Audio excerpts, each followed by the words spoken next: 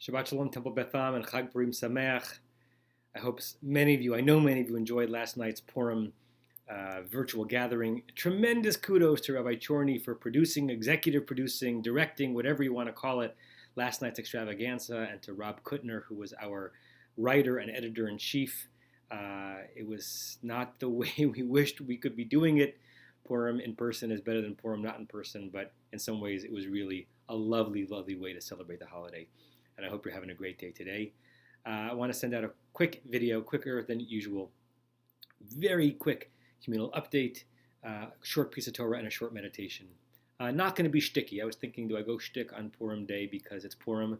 I just have a more sober, pun intended, piece of Torah I want to share with you. Mostly, I want to alert you to the fact that, once again, Rabbi Schatz is at it, and we are now, because it's Purim, believe it or not, a month away from Pesach, and nearly every day between now and Pesach, you have an opportunity to study and get ready for the holiday intellectually, musically, logistically, practically, culturally, so many different things that Rabbi Schatz has to offer. Please check the email that went out or the website and take advantage of it. It's an extraordinary gathering of learning opportunities.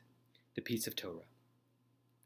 I love that our Jewish tradition does not overly celebrate the material and the aesthetic. There are parts of our Jewish community that I think fall victim to too much focus on it, right? The high holidays on paper are supposed to be a day of simplicity where we all present ourselves as the same before God, wearing simple white garments. And in many parts of the Jewish community, the high holidays have become a time for people to dress to the nines and consciously or unconsciously impress the people next to them with how fine their suit is. I kind of grew up that way as well. I got new clothing for the high holidays. There's something lovely about it to dress up for the occasion. It can be overdone. And I love the fact that mostly we focus on the spiritual aesthetics of an event or a ritual observance rather than the material aesthetics.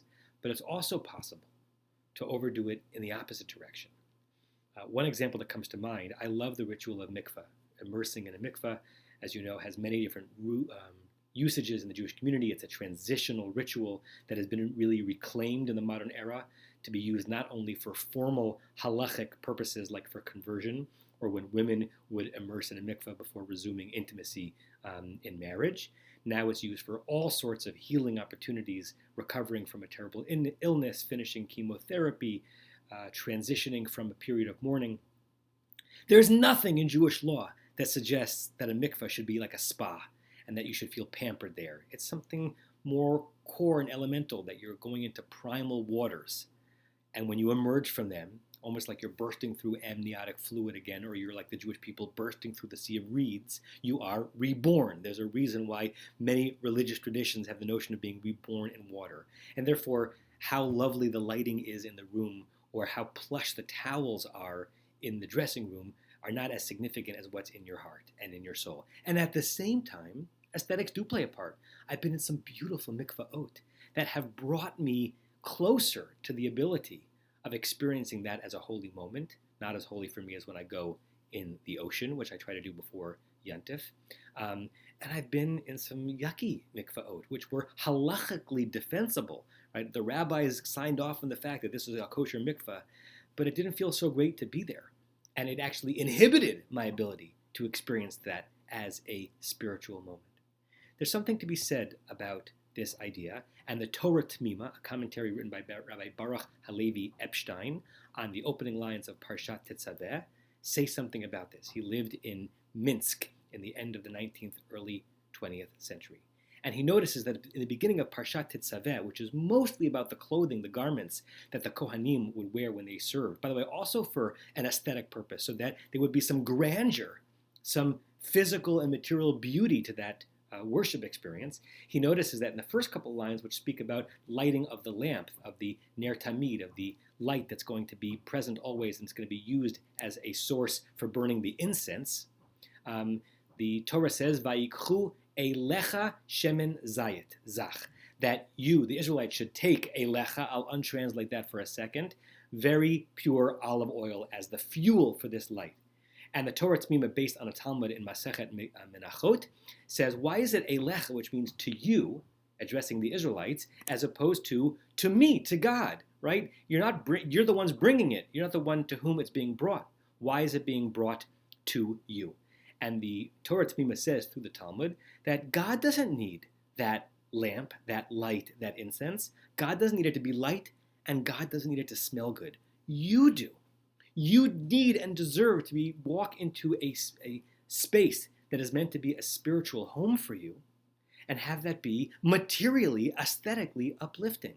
You should have the beautiful light that is produced from pure olive oil. You should have a room with incense that smells good, so that when you go in there, those are contributing to your spiritual experience, not taking away from it. A bad odor, bad lighting, can actually diminish one's spiritual experience. Can you daven in a hovel? Can you daven in a simple shed? Yeah. Is it sometimes different when you're in a beautiful space?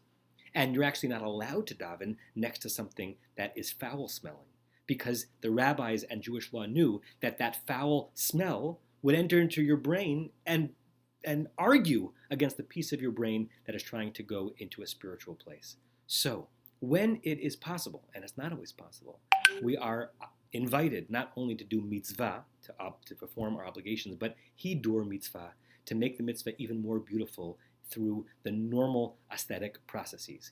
And what I want to say to you as we're entering into Shabbat, particularly as we're on Purim, and our obligations of mishloach manot, sending gifts to one another, and more importantly, matanot levyonim, sending gifts to the poor, is that as commanded as you should feel to try to upgrade your own moments of spiritual connection to a place where it's also aesthetically pleasing, how much more so should you feel the command to do that for others? If you're going to make your Shabbat table very special and beautiful, have you done something this week, this day, to make sure that someone a little bit less fortunate than you is not only able on the minimal level to observe Shabbat, but to be able to observe Shabbat in a beautiful way, in a kavod way? Because that is the ultimate kavod, honor to God, when we allow our fellow to experience honor and joy and aesthetic pleasure in their spiritual and ritual moments as well. Let that be our aspiration for this Shabbat and every Shabbat. And if you don't want a meditation, I'll end and say Shabbat Shalom. And if you would like a quick meditation, I invite you to close your eyes. Take a deep, cleansing breath. You can even make a sound when you take your breath.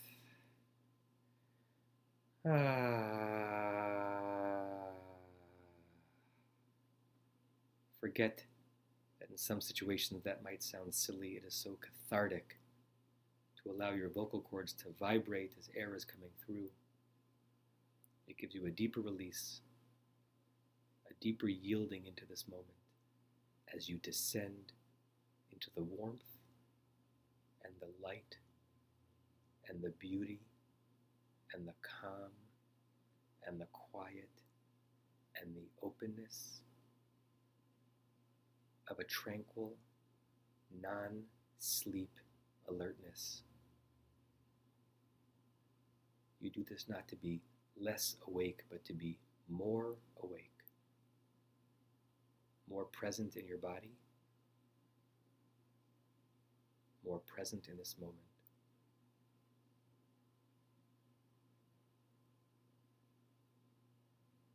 And as you descend, I want you to imagine two axes, like geometry, an X and a Y, a horizontal and a vertical line. The X-axis, the horizontal, represents all of your spiritual moments, your mitzvah moments, places where you connect to ritual, where you say a bracha, where you do an obligatory act, where you are involved in Jewish observance. Just going to see moments popping up along that X-axis, you doing Jewish.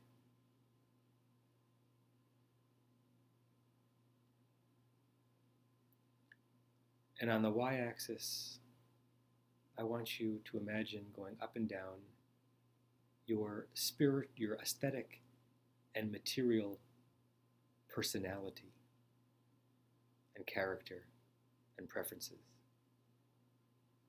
The places in the realm of the senses, of taste and smell and sight and sound that lift you up.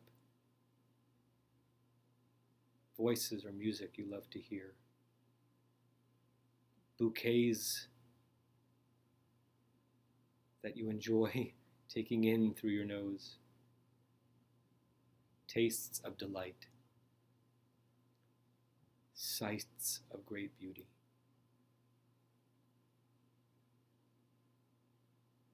And I want you to focus your consciousness on the geometric point 0, 0, where the X and the Y intersect. And let your mind be open to moments where your aesthetics and your sense of material beauty intersects with and thus enhances your ritual practice. And the reverse, where your ritual investment takes your material aesthetic and elevates it to the realm of the sacred, of the divine, of the truly worthy.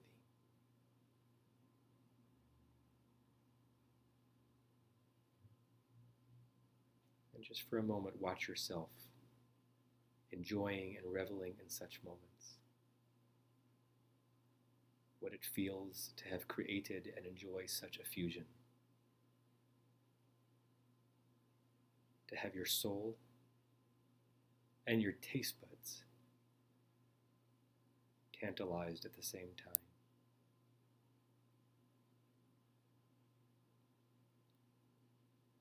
And again, what it feels like to make that possible for another.